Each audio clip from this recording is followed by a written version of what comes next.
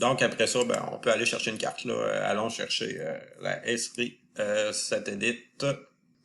On va prendre elle ici. Et on voit qu'on a le Québec ici. Donc, on a la carte, puis c'est une carte qui est qui va être géoréférencée. Après ça, ben là, avant de commencer à travailler dans nos travaux, ça va être important de les enregistrer. Donc, on vient dans Projet ici, Enregistrer sous. Et là, ce qui va être extrêmement important dans QGIS, ça va être de se créer un nouveau dossier dans lequel on va mettre tous nos fichiers qui vont avoir rapport avec le projet sur lequel on travaille.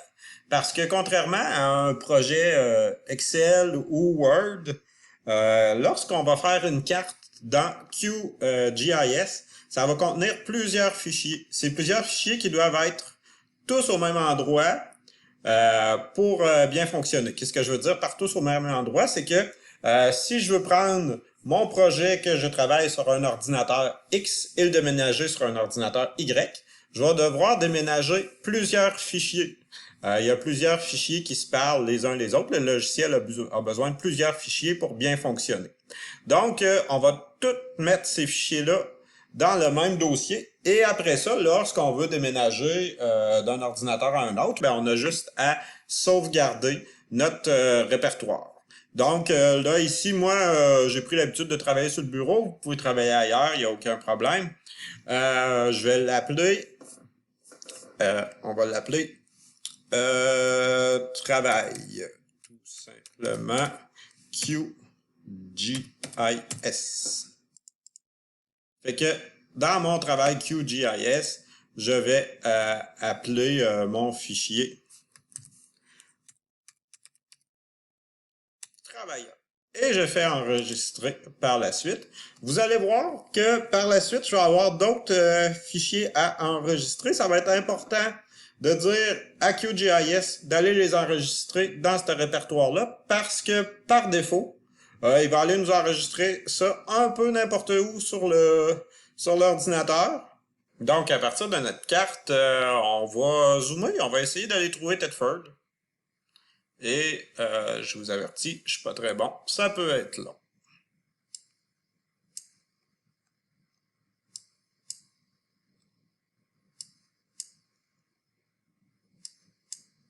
Ah, je suis pas super. Je l'ai trouvé. Ici, on voit le terrain de football. On a le cégep. On va voir à un moment donné si on zoome trop.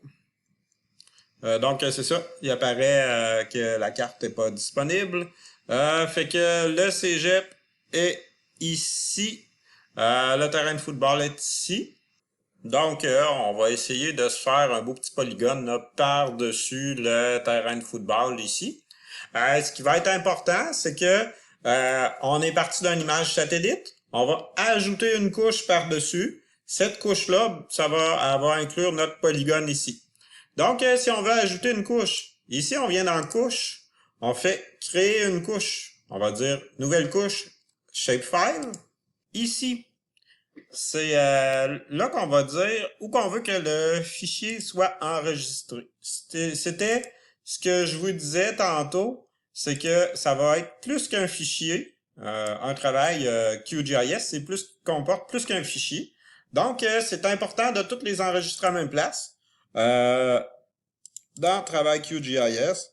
Puis, là, je n'avais déjà enregistré une pour faire un test, mais on va l'appeler terrain.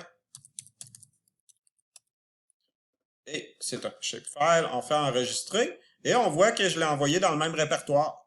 J'insiste, c'est une des choses les plus importantes à faire, c'est de tout enregistrer à la même place. On fait enregistrer.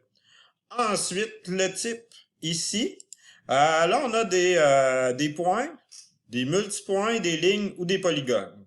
Une couche va pouvoir comporter seulement un de ces 4 éléments-là. Fait que moi, je vais choisir polygone. Lorsque je choisis polygone, ce que ça veut dire, c'est que sur cette couche-là, je vais pouvoir faire un paquet de polygones, mais seulement des polygones.